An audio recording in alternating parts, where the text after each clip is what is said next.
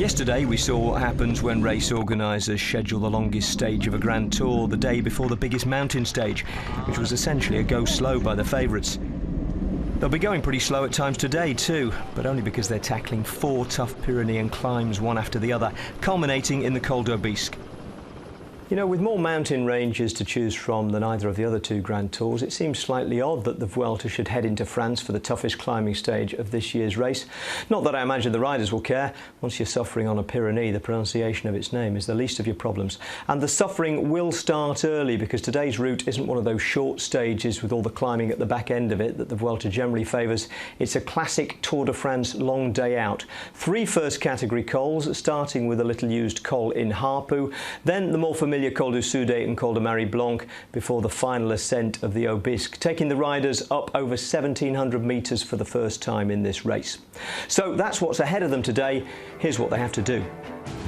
Nairo Quintana needs to attack. He leads the race, but not by enough to hold off Chris Froome in the time trial. Ideally, he'd like to triple the 54 seconds he currently has between now and stage 19. Posiblemente puede ser el día más importante de la Vuelta. Es la etapa reina con bastantes puertos de montaña y la llegada final, que es muy dura. Esperamos estar a la altura de los rivales y, si nos dan la oportunidad, intentar buscar algunos segundos de más.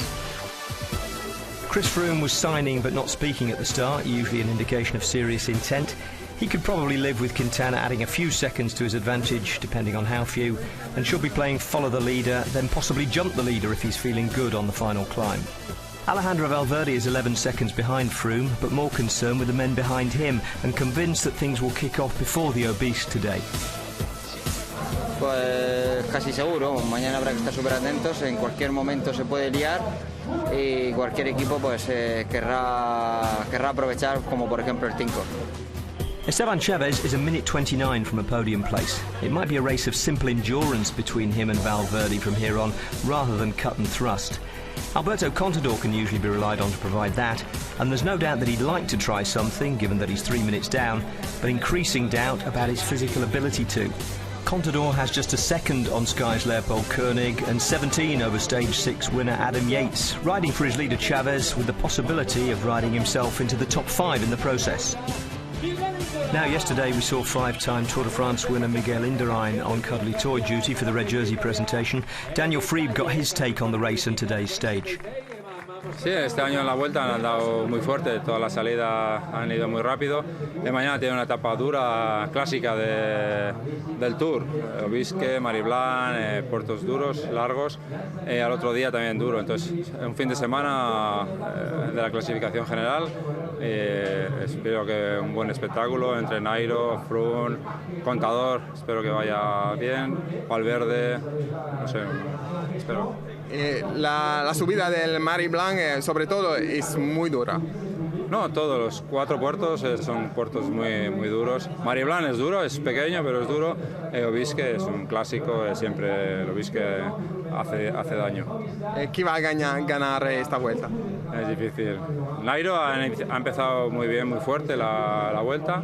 Froome ha empezado un poco flojo, cada día más. Es una lucha entre grandes corredores. ¿A usted gusta Froome como corredor? Sí, la verdad que anda bien en montaña, viene en contrarreloj, anda un corredor que las grandes vueltas lo hace muy bien, hace un buen espectáculo.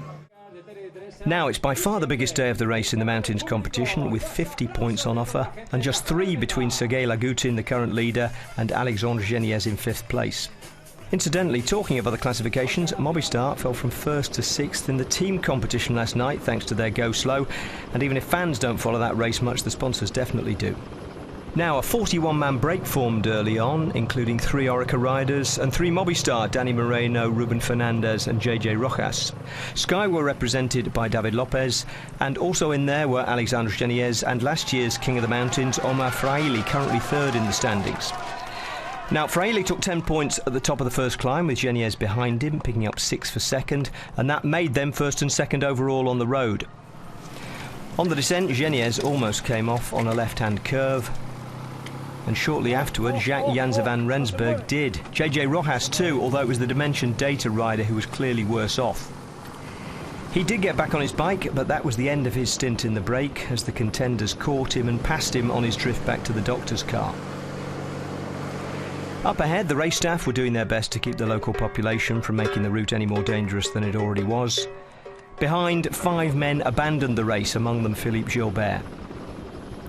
On the Col du Soude, Alexandre Geniez was dropped from the front of the break, and his teammate Kenny Elissonde took second place behind Omar Fraile at the top of it, moving Elissonde up to third in the mountains race and extending Fraile's lead to 15 points with 30 still to ride for. At the front of the main field, meanwhile, Sky were driving the pace in numbers for the first time in the mountains on this Vuelta, riding like the team of the race leader, which most people seem to think Froome is once the time trial is factored in. Although such is the gap to the break, the leader on the road as we pick up commentary is Danny Moreno.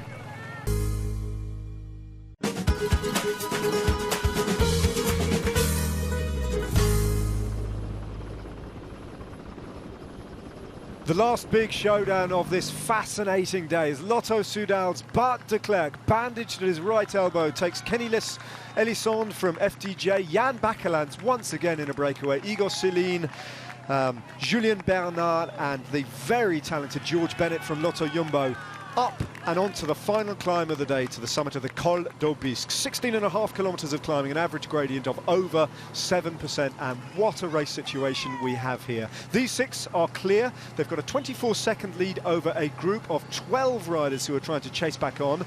All these riders were in the original 41-man breakaway that got away early on today and have already navigated their way over 3 Cat 1 climbs. But further back down the road, you can see Groups 3 and 4, an absolutely extraordinary race situation developing.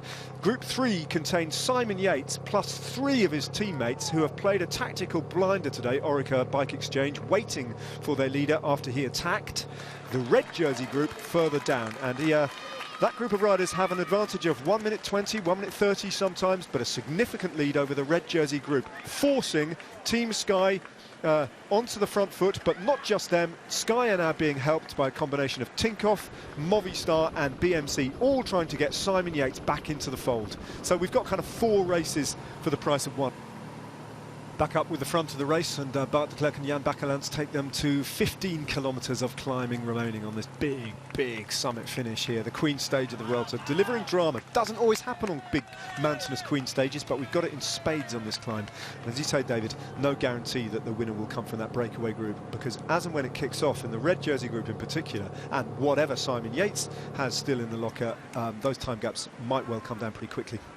Yeah, I think so. We see 3:21, so 3:20, so it's almost holding about a minute and a half. So there you go. That's well, Yates has burnt up a couple of teammates, as you'd expect. They're bringing him to the just Gerrans left now. Yep. So Gerrans is going to go for as long as he can, which won't be long because he's already done a lot of work. It was him that extended that breakaway group out. It was him that then they've just ridden the valley. It was about 10 kilometres of valley which they've ridden. Simon Gerrans knows he's got about a K. He's just got to go as long and fast as he can, which he's going to explode and probably come to a standstill in about a kilometre from now, Simon Gerrans, if that. Yeah, I don't believe that graphic, David's quite right. Simon Gerrans is the rider doing the work to set things up for Simon Yates here, and it's the second time that Gerrans has gone very deep on this stage, trying to set things up for Simon Yates, who, let's not forget, isn't actually Orica Bike Exchange's GC leader. He's buried in this pack, Esteban Chavez, who'll be sitting back. You can see the green helmets there, and he might well play a part in this shake-up later. So too might the red jersey of Nairo Quintana. Big pressure on him. He's sitting there in about 8th place. You can see just sitting up there and taking a bit of energy on board. And Simon Yates goes now. It's going to be a long solo effort. More than 15 kilometres of climbing, all on his own. How quickly will he get across to the remains of that breakaway group? Use them, maybe, for a little bit, if he can get across to them at all, and then ride out a stage win. A second stage win. Look at the speed he's going at. I mean, I know this climb well, and he's motoring up there at the moment. 3 minutes to 11. That's 1 minute 32 seconds now. And you saw the size of that peloton that's left with Movistar and Team Sky riding. That's been reduced since he attacked. So people have been getting dropped off that group, big riders, and he's been putting time into everybody during that whole process. And you can see Ian Boswell, Team Sky in the front. There are 3 Team Sky riders, and there are 3 Movistar riders left. So that's 6 riders who are now in the hunt, essentially chasing Simon Yates down. I mean, his virtual GC position, Simon Yates, that puts him into 4th place and just about a minute or so down on Alejandro Valverde, within sight of a podium place, having started the day in 7th. But loads of climbing still to come, and the reactions haven't started from the main group of are favourites just yet. Further up, though, they are attacking each other at will. It's Igor Silin from Katusha, who's just got Jan Bakelants for company at the moment, and a gap opening up to 4 riders being led by Bart de Klerk.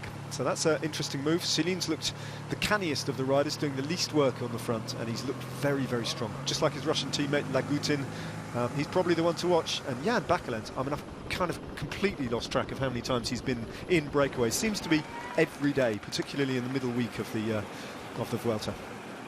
It's thanks to this attack by Simon Yates, who is seeing 2:52, so he is motoring to be doing this.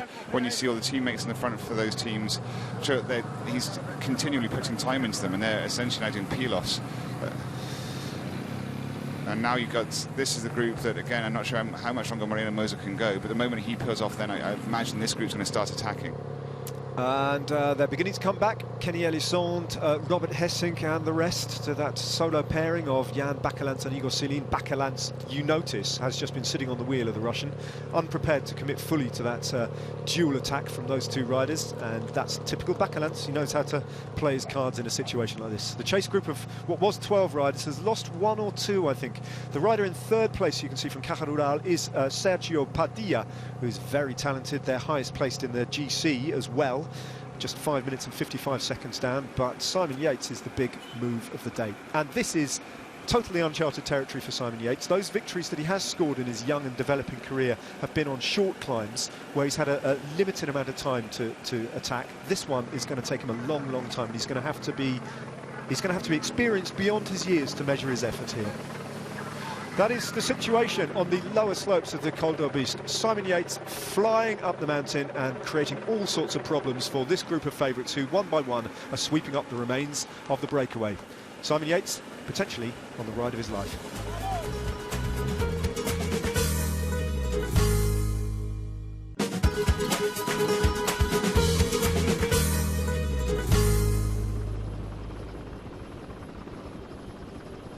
8.5 kilometres to go for the leaders. There's a group of 4 heading the race. They have cracked the remains of that breakaway group. What you're looking at, though, is the group of favourites, and that is all that remains. I think Ben Hermans is attacking from the front there, the rider from BMC. They won't react to him as Pierre Latour goes off the front as well from AG2R La Mondiale.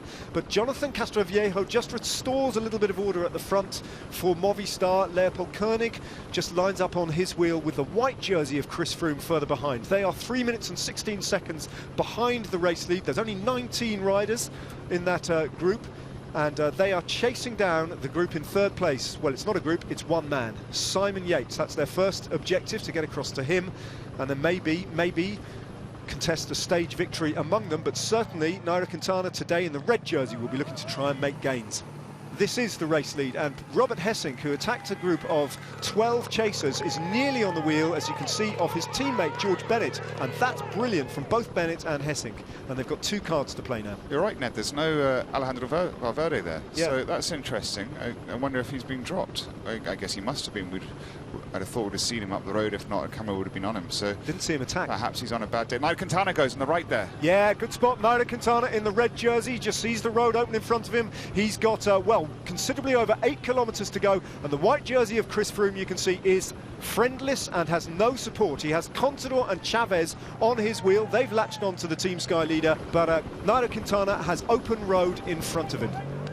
As Robert Hessink attacks the front of the race, and he's bridged across to them. He's recuperated for a couple of minutes on the wheel of his teammate George Bennett, and he goes again.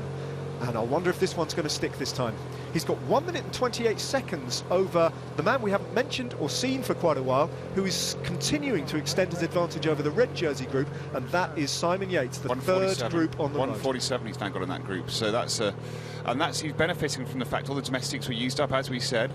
They stalled that group, and it turned into the, as I refer to it, as the chaos phase, jumping around, and that actually stalled the whole chase, the pursuit of Simon Yates, and he's continuing as he did, and that group's now slowed down. There's a lot of climbing still to come as well. They've done 10 kilometres of this monster climb, but they've still got 6.6 defining kilometres to go. Hessink heads the race. This is his teammate George Bennett you're looking at, with Kenny Elissonde just battling to maintain the wheel and Igor Silin doing the work for those three. This is Simon Yates. We haven't seen him for a while. He's 1 minute 19 back on Robert Hessink, and he's very nearly 2 minutes now up on this group. So it's getting better for Simon Yates the closer he gets at this phase in the race. But as I've said, 6.5k, and that's for the leaders still to go. Remarkable to think. I mean, look at the size of this group. 1, 2, 3, 4, 5, 6, 7, 8, 9, 10, 11 riders, 12 riders with sights. And that's all that's left of the peloton. And so the peloton's been destroyed, and that's where Simon Sanchez goes. And in the meantime, Simon Yates has been putting time into that group the whole time. Sammy Sanchez spotted a little flat section in the road ahead of him and decided to use that as his launch pad. It kicks up again, and don't think they're going to be too bothered by Sammy Sanchez's move at the moment. Just trying to see who he might be trying to ride up to in terms of the general classification, starting the day in 10th place, but they are all scrunched up, and there aren't many seconds separating him from Alberto Contador in 5th place. And let's not forget that TJ Van Garderen, last time we saw him, was up the road and could be waiting to pace his man. In fact, that was pretty much the tactic that they trumpeted at the beginning of today's race. Let's just recover our breath here and try and work out what's happening. 1 minute 40 seconds is roughly the advantage Simon Yates has over this group. And we understand that Valverde, as we suspected, had dropped out of that group, and what we're hearing is that he's lost a minute to this group. So he's having a rare, almost astonishingly rare bad day as Alejandro Valverde, so there will, whatever happens, if that's the case, be a big shake-up in the podium positions at the end of the day. Somewhat unsurprising though, considering he got 3rd at the Giro, then was at the front during the whole Tour de France. This is his 3rd Grand Tour this year. Yeah. Not to mention all the other races he did, all of which he races at the front. So it was a bit of a time bomb, to be honest with you, waiting for that day that this would happen. He's just one of those riders who has such rare bad days, and then when he does have a bad day, knows how to limit his losses. So with so much experience and so much talent, let's see what happens at the end of the day when the clock stops and Alejandro Valverde comes in. We're back with Simon Yates, and well, it's 2 minutes. It's 2 minutes almost once again. So he is going out. So there you go, he's getting out to that second group, group number 2. So we see the graphics 1, 3, 4. That's group number 2 that he's approaching now, and that's the group that Hessink had originally attacked from with Pierre Rolland. And there's Robert Hessink at the front. So this is group number 1, and Robert Hessink is. This is the worst case scenario for Simon Yates, because we know Hessink is strong.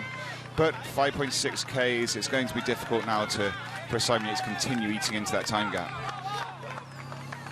5.6 kilometres. Robert Hessink leads Jan Bakelants, and you can be sure of one thing, that for the next few kilometres, if these two riders stay out front and on their own, Jan Bakelants won't share in the work. I doubt that very much. He's not a pure climber like Robert Hessink is, so it's kind of within his rights to just sit on the wheel, and he'll be hurting anyway, just holding the pace that Robert Hessink has attacked with. Clearly the best on this mountain of that breakaway group, Robert Hessink. And he's done it in brave style as well, attacking that chase group and riding solo across a 30-minute gap to that lead group, and then exploding the lead group itself. So he's there completely on merit. There's still a long way to go, still a hard climb. They're going to go up through the woods there, they'll get to the ski resort and then turn left and go on the smaller road up. But I don't know, I mean, Robert Hessink's style is quite labouring. You do think he's going quite slow, but clearly he's not. And now we see that Simon Sanchez has got up to his teammate, and it's Ben Hermans, is it? That is Ben Hermans. Yeah, we saw him attacking earlier, didn't we? He was the first BMC rider, so they've played a very similar trick. But I think he might still have TJ Van Garderen as well in that big chase group that's disappeared from view temporarily. That's the group number 2 that there you go, we've got group number 2 back on. So there we are. So group number 2, that's now Simon Yates. So before group number 3 is the Simon Sanchez. 5 kilometres to go. Robert Hessink has the lead of the race, but he's got Jan Bakelants for company, who will not just lay down and die in this ambition to get himself a stage win on the Vuelta. In a break seemingly every day, and today probably his strongest showing of all. Meanwhile, Simon Yates is closing in on the remains of the chase group. And that is a pairing, including, I think, Pierre Rolland and Sergio Padilla, among others, who have just been distanced a little bit. Sammy Sanchez has attacked from the group of favourites further down the road, and he has latched onto the wheel of Ben Hermans. It's all happening on the climb, and there's still 5 kilometres of action to go, and who's going to win this stage? Still very much up in the air.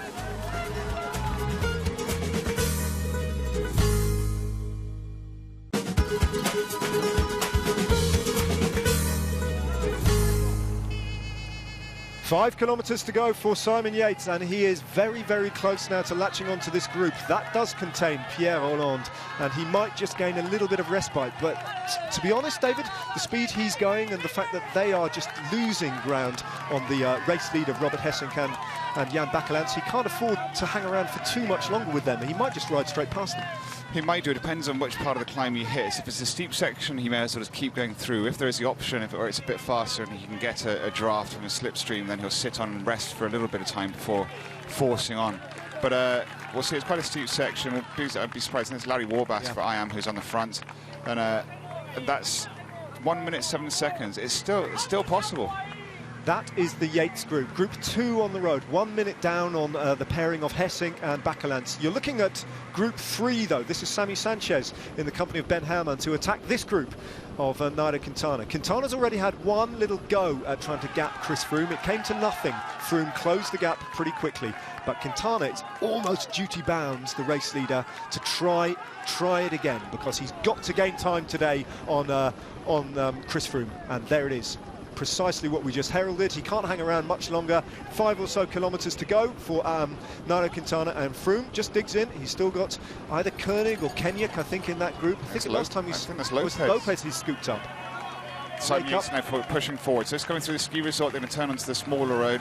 So there you go, that's a clear attack. He's had his little rest, and now he's going to push on forward. 1 minute 5 seconds. He's got 4 kilometres, just over 4 kilometres to bring that back on Robert Hessink. And look at the way he's going. It's a magic ride for him today.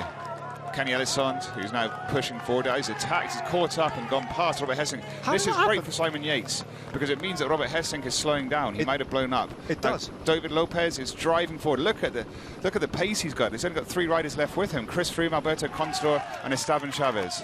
Well, David Lopez has looked absolutely supreme on the climb today, and that could be bad news for Nairo Quintana, and Lopez in the form of his life. Quintana, meanwhile, bridges across to Ben Hermans, who was dropped by Sammy Sanchez. He'll go straight past Hermans, who's not riding anything like the speed that Quintana needs to go on this climb. He needs to make big gains on the white jersey. At the moment, he's only got 8 seconds. Chris Froome goes. And Froome attacks. So now Chris Froome, David Lopez used himself up, and he must have done a big turn, the fact that there are only 3 riders left in his wheel.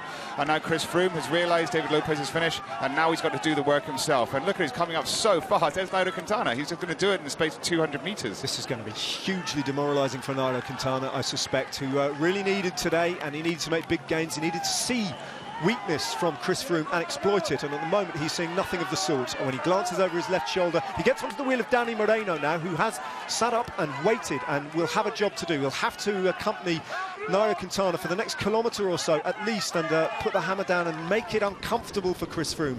Big effort required from Danny Moreno now. This truly has been a day of teammates. Look at this. There's TJ Van Garderen. TJ Van Garderen and Simon Sanchez. And now you have, look at that, that's Danny Moreno bringing up Nairo Quintana. Ahead you've had Esteban Chavez has been distanced now, so that accelerated Chris Froome. Good to see Alberto Contador looking strong and completely at ease, if you like, on Chris Froome's wheel, which very few people in the world can do. So we know Alberto Contador is going back into his A game, if you like. That has had a big effect on the time gap between Yates and the red jersey as well. That's come back down to something like 1.5 minutes, having been close to 2. And Sammy Sanchez recovers and goes past Nairo Quintana. If you can unpick all that from the chaos. Chavez is just going to make it back on now. So there you go, there he is, just coming to the bottom of the screen. So that big acceleration from Chris Froome hurt him, but then the moment Chris Froome got up to Nairo Quintana, obviously he slowed down. That's allowed Esteban Chavez to come back on. Sammy Sanchez, Esteban Chavez is going himself. He sees the lull, and he's going to make the most out of this, try and get to Sammy Sanchez, both of them. So these big guns, Chris Froome and Nairo Quintana, they're doing their own race. Now up to the other riders to try and profit off that. It's just relentless attacking today. That has distilled down that group, though, to the three main candidates: Alberto Contador, Chris Froome and Nairo Quintana. But up ahead of them, well, Esteban Chavez is the next hugely talented rider to attack. Alberto Contador goes. It's brilliant to watch. Contador is the next man to attack. I don't know how full-blooded this attack is, but does he want to react, or are we going to see now just a duel between Chris Froome and Nairo Quintana, who are the alpha males on this climb? Here comes Nairo Quintana's gone as well, so this is it. Now they're going to open up. He's got a slight gap on Chris Froome. He's going to have to push forward. 3 kilometres to go. He's just going to keep going forward. Look at the difference. Yeah, I think as Nairo Quintana and Chris Froome are concerned in their own minds, there are only 2 bike riders in this welter, and they can let Contador go because he's not the same man as he was a couple of years ago. in their own minds, they are fixated on each other. We saw that, didn't we, just a couple of days ago on the last big summit finish. We're going to see it again now over the last few kilometres of the Col d'Aubisque. Look at that, look at Raikkonen's really pushing forward. Look at his face. He's under pressure. Very rarely do you see that. This is the full deal. Danny Moreno won't be able to do much. He's going to try, but I think Nairo Quintana's on his own now. He's just going to go straight by, which he's going to try and do. Simon Yates is making contact with the back of what was a four-man lead group, but that's been distilled down to Robert Hessink and Kenny Elissonde. And Quintana goes again further down the road. And once again, Chris Froome with his completely contrasting riding style. His head bobbing from side to side and up and down, just reacts within himself, knowing exactly where the back wheel of Nairo Quintana is and forcing the Colombian to look around and acknowledge the fact that he cannot crack Chris Froome. It's incredible. He can't do it. And Chris Froome is in complete control there. Igor Celine has closed the gap to Elissonde and Robert Hessink. So does that mean that those two have slowed a little? They go through 1 kilometre. Any sign further back down the road of Simon Yates getting across? I think the road has run out for him. So the winner, in all likelihood, is going to come from this trio. Jaime Zubeldia. So Jaime Zubeldia is coming up. Simon Yates is coming up on him. So he's not far behind those front three riders. We're about to see. Hopefully not 37 seconds. He just keeps bringing down, as he said. He's going to run out of the road. But there's the arch. Look, he's just up there. You can see the cars. So it's not far. But he's going to rely on them playing games amongst each other. Remember that there are bonus seconds available as well for the first 3 riders across the road. If there wasn't incentive enough for Simon Yates, that would be a handy little addition to his motivation on this climb. Danny Moreno gets back on. And that's the 3rd time that's happened. So once again, they just arch up there, so we can see that's a real indication of the gaps in the road at the moment. There you go. That's the red car in front. That's behind Nairo Quintana's group. Now, what we need for Simon Yates is for these 3 riders to start playing around tactically. And they will. They probably will, won't they? Elissonde gets on the front now. Hessink's fed up with doing all the work. Celine has been very, very crafty, measuring his effort, getting back and strong as well onto the wheel of Elissonde and Hessink.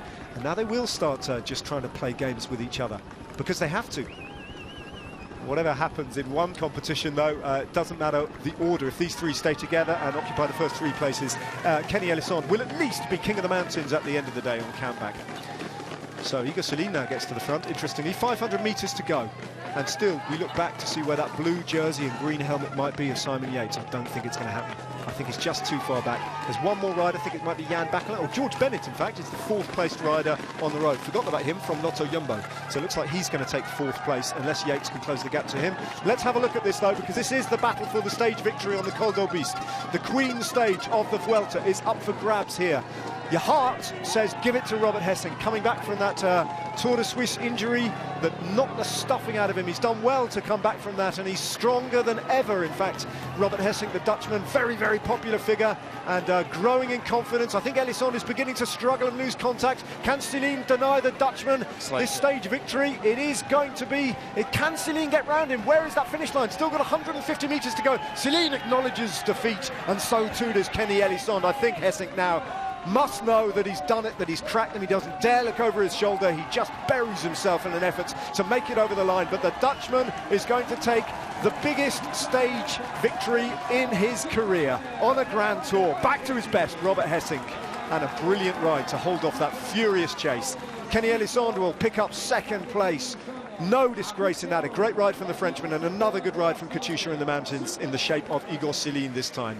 Back with the red jersey group, though. So Contador's just still, he's got them there, but he's not bringing them back at the moment. Here comes Simon Yates. So when he comes over the line, let's start the stopwatch going. There it is. Let's see where he is. He'll be making gains in the general classification. Jaime Zubeldia comes across the line from Trek Segafredo to occupy, let's think, 6th place, I believe, on the road. This is the group containing the white and the red jersey, who've been locked in a fantastic physical and psychological battle. And clearly, Chris Froome is going to come out the winner today. There's a rider from Cannondale Drapac, probably Pierre Hollande, crosses the line, I think. Doesn't even matter if Quintana just nicks a few seconds now, because they're not going to matter in the grand scheme of things. Quintana needed to take a big chunk of time, and Chris Froome's probably going to deny him even that, and they might well finish in the same time. And if Quintana gains him anything at all, the red jersey stops the clock 1 minute 8 seconds down on the time of Simon Yates, and they were locked together.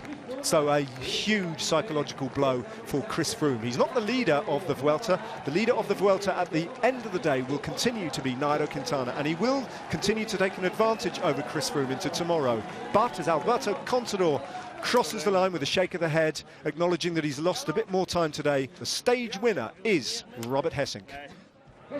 And he'll have been cheered over the line by anyone who roots for the good guy, a hugely popular winner. Alejandro Valverde disappeared from the lead group well before the end and came in well down at 10.56 behind Hessink and over 9 minutes after all the men around him on GC. Here's the stage result. Igor Silin lost second place to Kenny Elissonde in the last 50 metres. Hessink's teammate George Bennett was fourth. Simon Yates got to within 39 seconds of a famous stage win himself.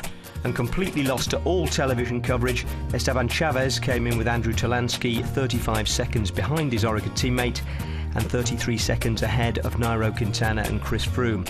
Alberto Contador was another 20 seconds behind those two. Simon, an unbelievable stage, and it looked like a perfectly executed plan. Is that what it was? Yeah. Managed to get the guys on the break, which is the plan. Yeah, worked out to a T.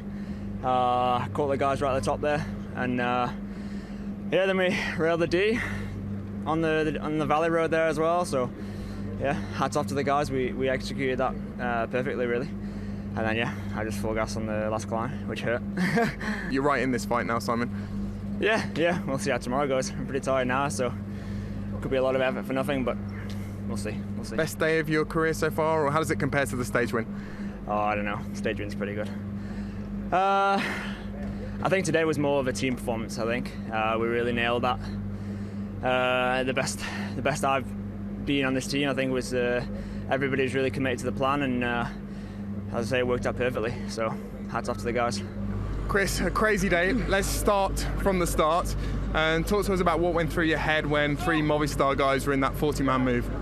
Yeah, of course, that was quite a key moment of the race for us, because especially with Moreno up front, who was up there on GC, meant that it was up to us to do most of the pulling today's stage. So unfortunately, we were caught a little bit on the back foot there, but the guys did a great job. The guys pulled 3/4 of the stage and really just controlled that break at about 4 or 5 minutes.